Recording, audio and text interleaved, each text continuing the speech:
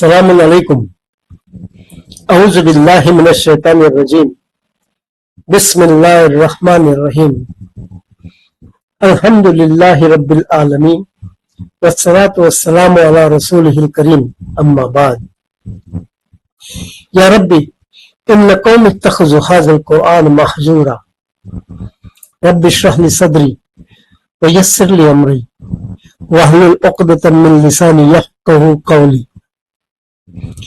میں اسلم قاضی آپ کے سامنے اللہ کی کتاب سے کچھ ان باتوں کی یاد دہانی کروانا چاہتا ہوں جسے ہم نے دنیاوی خواہشات یا مصروفیات کے چلتے ہوئے پیٹ پیچھے چھوڑ دیا اور ہماری اکثریت اس میں ملوث ہے۔ میں نے جو مختصر سی آیات اللہ کی کتاب سے تلاوت کی ہے، جس کی حقیقت آج ہم اپنے گھر اپنے معاشرے میں لوگوں کی قرآن سے بڑھتی ہوئی دوری کو دیکھ رہے ہیں، اسی کے تحت آج میں آپ لوگوں تک اللہ کی کتاب کے کچھ آیتوں کی وضاحت پیش کر کے بہتوں کے دلوں پر شیطان نے جو وسوسے کے پردے ڈالے ہوئے انشاءاللہ اسے اللہ کی آیات سے روبرو کرنے کی کوشش کروں گا۔ اس وقت کا ہر وہ انسان چاہے وہ کسی بھی مذہب کا ہو اپنے گھر کی ضروریات کو پورا کرنے میں اتنا مشغول رہتا ہے کہ اس کا زیادہ سے زیادہ وقت اپنے کام کو پورا کرنے میں ہی چلا جاتا ہے۔ پھر اگر کچھ وقت بچتا بھی ہے تو اپنے گھر والوں میں، پھر کبھی کبھی اپنے دوست احباب کے سنگ بتاتا ہے اور یہ اس کا معمول بن جاتا ہے۔ جو کوئی مسلمان مرد اور عورتیں جو اللہ، رسول، فرشتے، کتاب اور آخرت پر ایمان رکھتے ہیں، اور ان ایمان والوں میں کچھ لوگ ہیں کہ جو کہ اپنی روزمرہ کی بزی زندگی سے وقت نکال کر اللہ کی یاد کے لیے برابر نماز ادا کرتے ہیں، رمضان کے روزے بھی رکھتے ہیں، زکوٰۃ صدقہ خیرات عطا کرتے ہیں، اور جتنا بھی ہو سکے اللہ نے اگر مال دیا ہے تو حج و عمرہ بھی ادا کرتے ہیں۔ میں اللہ کی ایک آیت آپ کے سامنے پیش کرتا ہوں، وہ سورہ 51 کی آیت 55 ہے۔ بسم اللہ الرحمن الرحیم وذکر فإن الذکر تنفع المؤمنین۔ اللہ فرماتا ہے کہ اور نصیحت کرو، بے شک نصیحت مومنوں کے لیے فائدہ مند ہوتی ہے۔ اسی فریضے کو پورا کرنے کی کوشش کرتے ہوئے میں آپ تک اللہ کے احکام کی یاد دہانی کرانے کی کوشش کروں گا تاکہ میں بھی اللہ کے ساتھ کیا ہوا اپنا فریضہ ادا کر سکوں۔ جو کوئی بھی میری بات توجہ دے کر سنے گا اور اللہ کی ہدایت کو تلاش کرنے کی کوشش کرے گا تو یقیناً اللہ اس پر رحمت فرمائے گا اور انشاءاللہ وہ اس مختصر سے بیان کی روشنی میں اپنی زندگی کو سنوارتے ہوئے اپنی آخرت کو بہتر بنا سکے گا۔ آج جو موضوع آپ کے سامنے لایا ہوں وہ یہ ہے کہ کیا سارے ایمان والے مومن ہیں، اور اگر نہیں تو ایمان والے اور مومن میں کیا فرق ہے؟ پھر ہم ایمان والے مومن کا درجہ کیسے حاصل کر سکتے ہیں؟ اسی موضوع کے تحت آج میں آپ کے سامنے اس سیریز کے سب سے پہلی حصے پر گفتگو کروں گا۔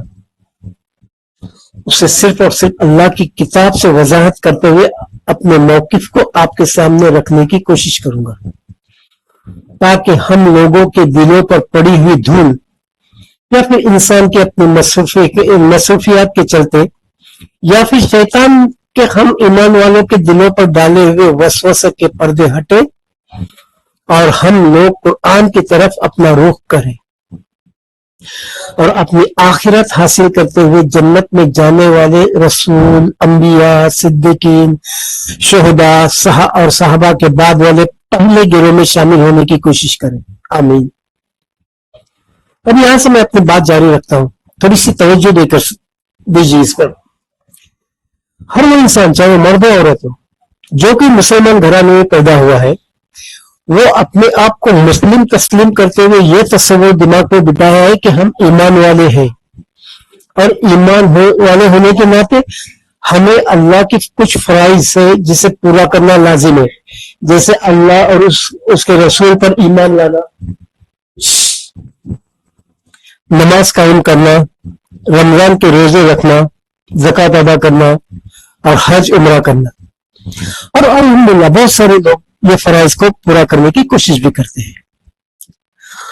ہر وہ انسان جو یہ فرائض کو ادا کرتا ہے وہ ضرور بضرور اس امید کے ساتھ ان ارکان کو پورا کرتا ہے تاکہ ان کو ادا کرنے سے اللہ اس کی مغفرت کرتے ہوئے اسے جنت نصیب کرے.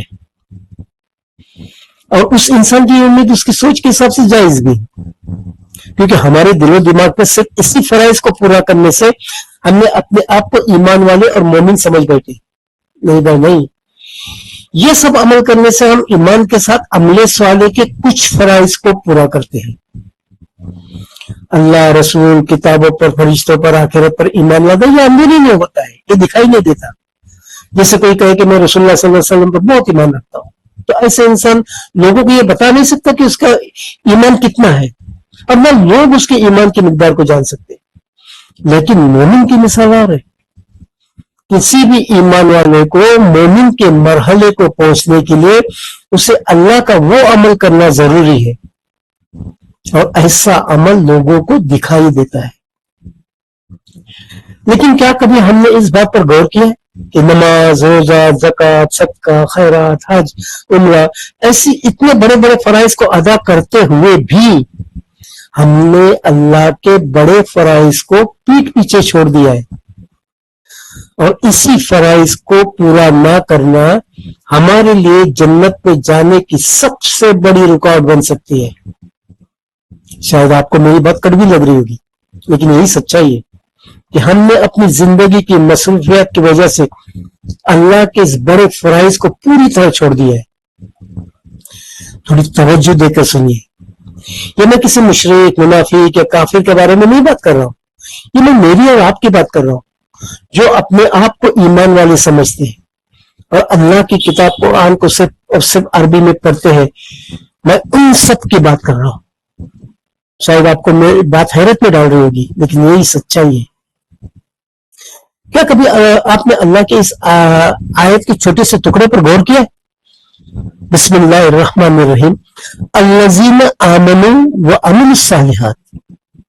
قرآن میں بہت سی آیت میں اس ٹکڑے کا استعمال کیا ہے. جو لوگ ایمان لائے اور انہوں نے عمل صالح کیا. غور طلب کیجئے، ایمان لانے کے بعد عمل صالح یعنی اپنے عمل کو اللہ کے احکام کی تحت صحیح کرنا، یہ ہے وہ ایمان لانے کے بعد والا دوسرا اہم مرحلہ جو ہمارے بہت سارے لوگوں نے اس پر عمل کرنے سے اپنی آنکھیں بند کر رکھی ہیں. ہمارے بہت سارے بھائی بہن ہیں جو 5 وقت کی نماز پڑھتے ہیں، قرآن کی تلاوت بھی کرتے ہیں. کیسی تلاوت کرتے ہیں؟ قرآن کے عربی الفاظوں کو، آیتوں کو پڑھتے ہیں. بس ہم سب سے یہی ایک بڑی غلطی ہوتی ہے کہ ہم اس عظیم ترین اللہ کی کتاب کی آیت کے ترجمے پر کبھی غور طلب نہیں کرتے. اسی ایک آیت کے ٹکڑے پر الذین آمنوا وعملوا الصالحات، اس پر کبھی ہم نے غور تدبر کیا ہی نہیں اور اللہ کے بڑے فرائض کو چھوڑ دیا ہے. اور اسی فرائض کو پورا نہ کرنا ہمارے لیے جنت میں جانے کی سب سے بڑی رکاوٹ بن سکتی ہے. اب ہم اچھی طرح سے جانتے ہیں کہ ہم رسول اللہ صلی اللہ علیہ وسلم کی امتی ہیں،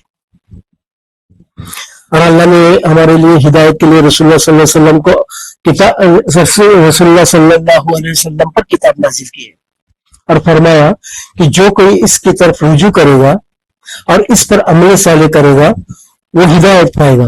کس آیت میں لکھا ہے؟ وہ کامیاب ہوگا. کس آیت میں اللہ تعالیٰ نے فرمایا کہ وہ کبھی گمراہ نہ ہوگا. اللہ نے قرآن کو صرف پڑھنے کے لیے نہیں بلکہ پڑھ کر ان آیتوں کو سمجھنا، اس پر غور تدبر کرنا، پھر اس کے بعد اس پر عمل صالح یعنی اپنے عمل کو اللہ کے احکام کے تحت صحیح کرنا ہے تاکہ اس کے ذریعے اللہ کی ہمیں ہدایت حاصل ہو اور آخر میں اسے دوسروں تک پہنچانا یہ بھی ہمارے پر فریضہ ہے. جو کوئی اللہ، رسول، فرشتے، کتاب، آخرت پر ایمان رکھتے ہوئے نماز، روزہ، زکوٰۃ، حج اس لیے ادا کرتا ہے تاکہ اللہ اسے آخرت میں جنت نصیب کرے، ایسے اس ہر انسان سے میری ایک گزارش ہے کہ وہ اگلی صرف 3 منٹ کی ویڈیو کو دل تھام کر توجہ دے کر سنے. اگر اللہ نے چاہا تو باقی کی ساری باتیں وہ خود بخود سننے کے لیے اس کا دل چاہے گا.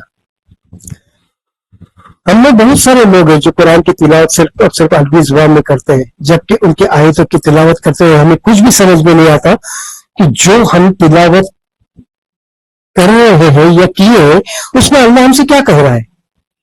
کیا کبھی ہم نے اس پر غور کیا ہے کہ اللہ کے آیتوں کو بنا سمجھ کر پڑھنے سے ہم اللہ کی ہدایت سے دور ہیں؟ میں ہر کسی سے سوال کرتا ہوں، کیا کبھی ہم نے اس بات پر غور کیا ہے کہ ہم نے اللہ کے ایسے ایک احکام کو چھوڑا ہے جو ہمیں جنت میں جانے کے لیے رکاوٹ بننے والی ہے؟ شاید ہی کسی نے سوچا ہوگا۔ پتہ ہے ایسا کیوں ہوا ہمارے ساتھ؟ کیونکہ زیادہ تر ہمیں ہمارے لوگوں نے، علماء نے یہ بات دل و دماغ پہ ڈال رکھی ہے کہ جس کسی نے لا الہ الا اللہ محمد رسول اللہ صلی اللہ علیہ وسلم کا کلمہ پڑھا وہ جنت میں جائے گا۔ پھر ہم نے علماء سے ہم نے یہ بھی سن رکھا ہے کہ اللہ نے رسول اللہ صلی اللہ علیہ وسلم کو رحمت للعالمین بنا کر ہمیں بھیجا ہے، اور ہم رسول اللہ صلی اللہ علیہ وسلم کی امت ہی ہیں، اور رسول اللہ صلی اللہ علیہ وسلم اپنے سارے امتیوں کو جنت میں داخل کیے بغیر خود جنت میں نہیں جائیں گے۔ پھر کچھ علماء سے ہم نے یہ بھی بات سنی ہے کہ اللہ نے رسول اللہ صلی اللہ علیہ وسلم کو کوثر عطا کی، جس کے بارے میں اللہ نے آیت بھی نازل کی، جس سے کہ وہ حشر کے میدان میں جہاں شدت کی پیاس لگے گی وہاں اپنے امتیوں کو اس حوض کوثر سے پانی پلائیں گے، جس سے کہ ان امتیوں کو حساب کتاب پورا ہونے تک پیاس نہیں لگے گی۔ لیکن کیا کبھی آپ نے اپنے علماء سے یہ بھی سنا ہے کہ رسول اللہ صلی اللہ علیہ وسلم حشر کے میدان میں ہم امتیوں کی اللہ سے شکایت کریں گے؟ غور سے سنیے، کن امتیوں کی؟ ان کی نہیں جو کافر تھے یا منافق تھے یا مشرک تھے، یہ گروہ تو حشر کے میدان میں چھٹ کر الگ ہو جائے گا۔ اب جو ایمان والے بچے ہوں گے، جو اللہ رسول فرشتے کتاب آخرت پر ایمان تو رکھتے تھے، اور ان میں سے کچھ تھے جو 5 وقت کی نماز پڑھتے بھی تھے، کوئی نہیں بھی پڑھتے تھے، کوئی لوگ رمضان کے روزے رکھتے تھے نہیں بھی رکھتے تھے، کچھ لوگ زکوٰۃ دیتے تھے نہیں بھی دیتے تھے، کچھ لوگ حج عمرہ بھی کرتے تھے، کچھ لوگ نہیں بھی کرتے تھے۔ ان سب کے رسول اللہ صلی اللہ علیہ وسلم اللہ سے شکایت کریں گے، ایسے ایمان والے کی جنہوں نے اللہ کی کتاب کو صرف اور صرف عربی میں پڑھ کر یہ سمجھ لیا کہ میں نے اللہ کا فریضہ ادا کر دیا۔ رسول اللہ صلی اللہ علیہ وسلم اپنے ایسے ایمان والے امتیوں کے بارے میں اللہ سے شکایت کریں گے۔ کیا شکایت کریں گے؟ یا ربی ان قوم اتخذوا ھذا القرآن مہجورا، اے میرے رب، میری اس قوم نے اس قرآن کو پیٹ پیچھے ڈال دیا تھا۔ اب بتائیے، اگر علماء کی بات یہ سچ ہے کہ رسول اللہ صلی اللہ علیہ وسلم کے ایک التجا سے اللہ رسول اللہ صلی اللہ علیہ وسلم کے امتیوں کو اگر جنت پہ ڈال سکتا ہے، تو پھر سوچئے رسول اللہ صلی اللہ علیہ وسلم کے ایک شکایت پر ہمارا کیا حال ہو سکتا ہے۔ تعجب ہوا آپ کو میری بات سن کر؟ یہ تھی میری 3 منٹ کی باتیں جن پر میں نے آپ کو توجہ دینے کی دعوت دی تھی۔ اب فیصلہ آپ کا ہے۔ اگر آپ میری باتوں کی سچائی اور جنت کی راہ میں اصلی رکاوٹ کو جاننا چاہتے ہیں تو میری اس بات کو آگے جاری رکھ سکتے ہیں، اور اگر نہیں تو آپ سے درخواست ہے کہ آپ اپنا وقت ضائع نہ کریں اور یہیں سے رخصت لیں۔ چلیے میں پھر سے اپنے موضوع پر آ جاتا ہوں۔ اللہ نے رسول اللہ صلی اللہ علیہ وسلم پر جو کلام نازل کیا وہ ہمارے لیے ہدایت کے لیے ہی۔ ہم میں سے اکثریت نے اللہ کی کتاب قرآن کو صرف اور صرف عربی میں پڑھ کر، چاہے ان کی آیتوں کو ہم نے کچھ سمجھا ہے یا نہیں سمجھا ہے، یہ سوچ کر رکھ دے کہ ہم نے اللہ کے فرائض کو پورا کیا۔ یہی ہے شیطان کا وسوسہ جس کے تحت ہم نے اپنے آپ کو دھوکے میں رکھا ہے۔ کیا ہمیں قرآن کی آیتوں کا مطلب معلوم ہے؟ کیا کبھی ہم نے اللہ کے احکام کے تحت اپنی زندگی کو درست کیا ہے؟ کیا آپ کو پتا ہے کہ اللہ نے اپنی کتاب میں کیا حرام اور کیا حلال کیا ہے؟ کیا کبھی آپ نے اس بات پر غور کیا ہے کہ کہیں ہم اپنی ذاتی زندگی میں کوئی ایسا تو عمل نہیں کر رہے جسے اللہ نے کرنے سے منع کیا؟ کیا ہم کو پتا ہے کہ اللہ نے قرآن میں کوئی ایسا عمل کرنے کے لیے کہا ہو اور ہم اسے نہیں کر رہے؟ اور اگر نہیں کر رہے ہیں تو پھر ہم رسول اللہ صلی اللہ علیہ وسلم کے اس شکایت کے حصے دار ہیں، اور یہی ہمارے لیے جنت میں جانے سے رکاوٹ کے لیے سب سے بڑی وجہ بن سکتی ہے۔ شاید یہ میری بات سبھی کو آسانی سے گلے سے نہیں اتر رہی ہوگی، کیونکہ ہم نے حدیثیں بہت سن رکھی ہے۔ کوئی یہ بھی سوچتا ہوگا اللہ تو غفور رحیم ہے، 70 ماؤں سے زیادہ محبت کرنے والا ہے، وہ چاہے تو 100 قتل کرنے والے کو بھی معاف کر کے جنت میں داخل کر سکتا ہے۔ ہاں بے شک سچ بات ہے، اگر اللہ چاہے۔ اور ایسے لوگ شاید کروڑوں میں 5-10 ہو گئے، ہر کوئی نہیں۔ یہ گناہ نہ کرنا کہ میں 50 سال تک 5 وقت کی نمازیں ادا کی، 40 سال تک رمضان کے روزے رکھے، ہر سال زکوٰۃ ادا کی، 2-3 بار حج ادا کی۔ نہیں بھائی نہیں، یہ سب ایمان کے کچھ تقاضے ہیں۔ اس میں کوئی شک نہیں کہ ان فرائض کو ادا کرنے پر اللہ تعالیٰ ہمیں جزا تو اس کی ضرور دے گا، لیکن یہ گمان میں نہ رہنا کہ ہمارے ان 5 ارکان کو پورا کرنے سے حساب کتاب کے بعد ترنت ہمیں جنت میں بھیج دیا جائے گا، کیونکہ ابھی ہم نے صرف ایمان لا کر عمل صالح کے کچھ ہی فرائض کو ادا کیا ہے، مومن کے مرحلے تک پہنچے ہی نہیں۔ اللہ کے نزدیک مومن کا درجہ ایمان والے کے درجے سے بہت اونچا ہے۔ چلیے اس بات کی سچائی کے لیے ہم اللہ کی آیت کو دیکھتے ہیں۔ پہلی آیت میں ابراہیم علیہ السلام کی ایک دعا ہے، سورہ 14 کی آیت نمبر 41، بسم اللہ الرحمن الرحیم، ربنا اغفر لی ولوالدی وللمؤمنین یوم یقوم الحساب۔ اے میرے رب، جس دن حساب قائم ہوگا اس دن مجھے اور میرے ماں باپ کو اور مومنوں کو بخش دے۔ کیا آپ نے اس آیت کے پر غور کیا؟ ابراہیم علیہ السلام اپنے لیے، اپنے ماں باپ کے لیے اور کس کے بخشنے کے لیے بات کر رہے؟ مومنوں کی، ایمان والے کی نہیں۔ چلیے ایک اور آیت دیکھتے، سورہ 17 کی آیت نمبر 9 ہے، بسم اللہ الرحمن الرحیم، ان ھذا القرآن یہدی للتی ہی اقوم وَيُبَشِّرُ الْمُؤْمِنِينَ الَّذِينَ يَعْمَلُونَ الصَّالِحَاتِ أَنَّ لَهُمْ أَجْرًا كَبِيرًا۔ بے شک یہ قرآن اس راہ کی رہنمائی کرتی ہے۔ کون سی راہ؟ جنت والی راہ، جو سب سے سیدھی ہے، اور مومنوں کو بشارت دیتی ہے جو عمل صالح کرتے ہیں، یعنی اپنے آپ کو اللہ کے احکام کے مطابق صحیح کرتے ہیں، ان کے لیے بڑا اجر ہے۔ کیا آپ نے اس آیت پر غور کیا؟ اللہ نے ایمان والوں کو بشارت نہیں دی ہے، کیوں؟ کیونکہ ایمان والوں نے اس راہ پر، اللہ کی کتاب پر غور تدبر کرتے ہوئے چلنا سیکھا ہی نہیں۔ اللہ مومنوں کو بشارت دے رہا ہے جو عمل صالح کرتے ہیں۔ قرآن کی ایک چھوٹی سی سورہ جو ہم بہت سارے لوگوں کو یاد بھی ہوگی، سورہ عصر، سورہ 103، بسم اللہ الرحمن الرحیم، والعصر ان الانسان لفی خسر الا الذین آمنوا وعملوا الصالحات وتواصوا بالحق وتواصوا بالصبر۔ اللہ فرما رہا ہے زمانے کی قسم، سارے انسان خسارے میں ہیں سوائے ان لوگوں کے جو ایمان لائے۔ یہاں تک تو آپ اور ہم آ جاتے ہیں،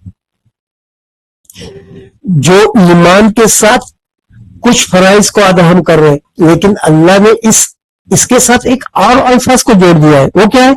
عمل صالح کرنے کا، اپنے عمل کو اللہ کے احکام کے مطابق صحیح کرنے کے لیے کہا ہے، جو ہم میں سے اکثریت نہیں کرتے، اور اس کے ساتھ حق اور صبر کی وصیت کرنے کے لیے کہا ہے۔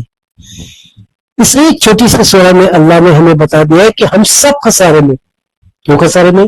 کیونکہ ہمارے اکثریت مسلمان وہ عمل تو کرتے ہیں، ایمان تو لائے ہیں، لیکن عمل صالح کے کچھ فرائض پورے بھی کرتے ہیں۔ کون سے؟ جیسے نماز پڑھنا ہے، روزہ رکھنا ہے، زکوٰۃ صدقہ خیرات کرنا ہے، حج عمرہ کر، یہ کچھ فرائض کو بھی پورا کرتے ہیں، لیکن پوری طرح عمل صالح نہیں کرتے۔ ہم کیوں اس عمل صالح کرنے سے چک گئے بتائیں؟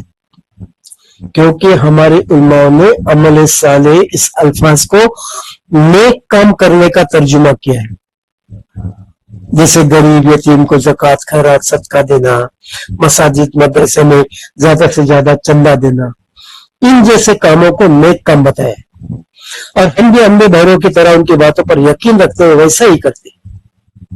اور اسے کرنے سے ہم اپنے آپ کو نیک، متقی، پرہیزگار، مومن سمجھنے لگتے ہیں، اور یہی ہماری سب سے بڑی کمزوری ہے، جسے اللہ فرما رہا ہے کہ سارے لوگ خسارے میں۔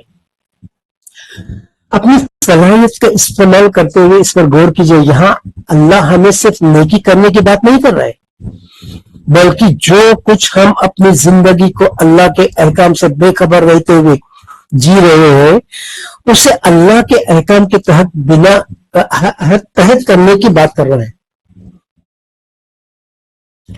میں یہ نہیں کہتا کہ چندہ دینا نیکی نہیں، نیکی کے بہت سارے مرحلے ہیں، جیسے خلوص سے اللہ کی عبادت کرنا، والدین کے ساتھ اچھا سلوک کرنا، رشتہ داروں کو کھانا کھلانا، رشتہ داروں کا خیال رکھنا، بھوکے کو کھانا کھلانا، کسی کا حق نہیں ماننا، اور ناپ تول میں کمی نہیں کرنا، مسکین یتیم کا خیال رکھنا، لوگوں کے ساتھ انصاف سے پیش آنا، وغیرہ وغیرہ بہت سارے ہیں۔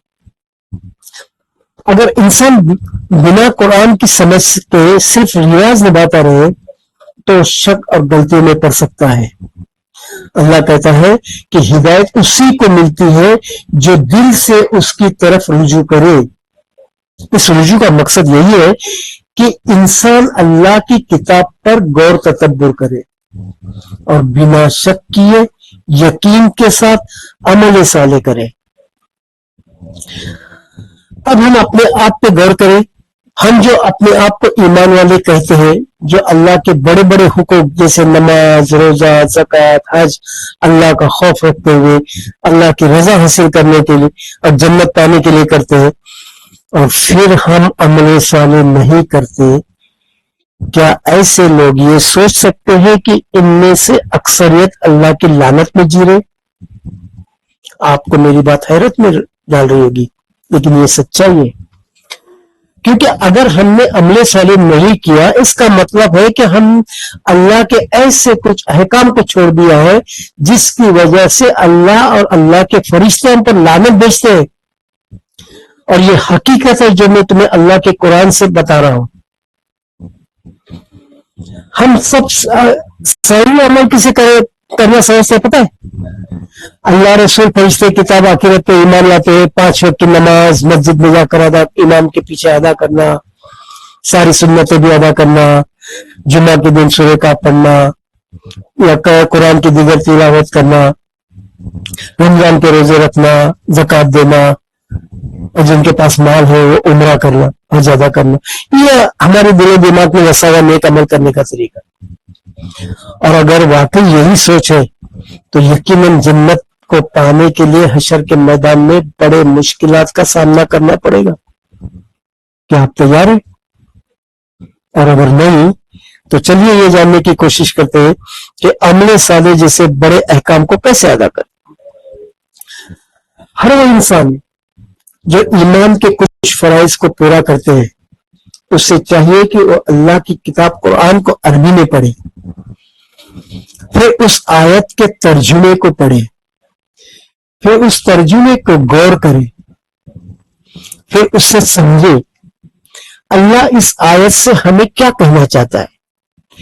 اس طرح آیت کے مفہوم کی سمجھ آنے کے بعد وہ انسان اپنے آپ کو دیکھے کہ کیا وہ کہیں ایسا کام تو نہیں کر رہا ہے جسے اللہ نے ہمیں کرنے سے منع کیا ہو، یا پھر اللہ نے جو کام ہمیں کرنے کے لیے کہا ہے کہیں ہم اس کام کو کرنے میں تجاوز تو نہیں کر رہے۔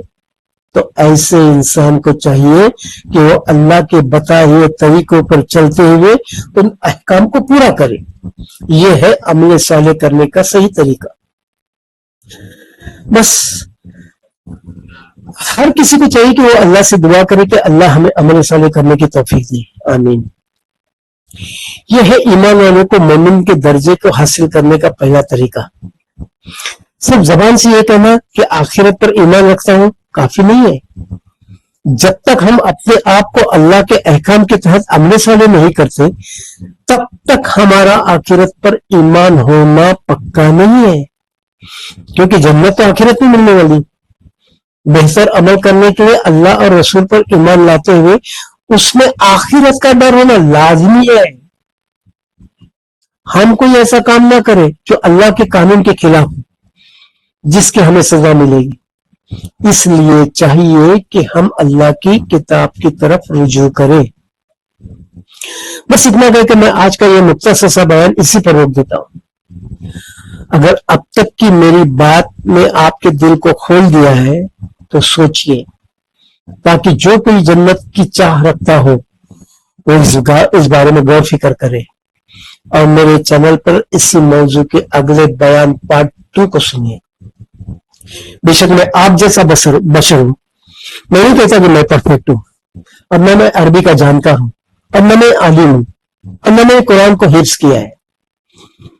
اس بیان کو سننے کے بعد ہو سکتا ہے کہ آپ کی سوچ مجھ سے مختلف بھی ہو سکتی ہے، لیکن ہاں، میں نے اللہ کی کتاب پر غور فکر کرتا ہوں، اور جو کچھ اللہ نے مجھے علم دیا ہے اس کے تحت میں نے اپنا موقف آپ کے سامنے پیش کیا ہے. میں آپ سے گزارش کرتا ہوں، جو کچھ میں نے آپ کے سامنے اپنی تبلیغ میں اللہ کے احکام کو پیش کیا ہے اس پر اندھا دھند یقین مت کرو، بلکہ جو اللہ کے قرآن کی آیتیں میں نے آپ کے سامنے پیش کی ہے اسے اس کے الفاظوں کے تحت جانچو، پرکھو، غور تدبر کرو، کیونکہ گمراہی وہی سے شروع ہوتی ہے جب لوگ کسی بھی انسان سے اللہ اور اس کے رسول کی کوئی بھی بات سنتے ہیں اور اسے بنا پرکھے اسے مان لیتے ہیں. آپ سے درخواست ہے کہ آپ میرے اس موضوع کو اللہ کے قرآن کی آیتوں کے ساتھ پرکھے تولیں.